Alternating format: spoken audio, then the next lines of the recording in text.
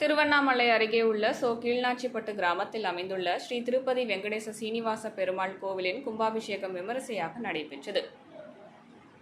இக்கோவிலில் 15 அடி உயரத்தில் ஸ்ரீ திருப்பதி வெங்கடேச பெருமாள் விக்கிரகமும், 7 அடி உயரத்தில் ஸ்ரீ லட்சுமி நரசிம்மர் அமர்ந்த கோலத்திலும், அரங்கநாதர் 12 அடி உயரத்தில் சயன கோலத்திலும் காட்சியளிக்கிறார்கள்.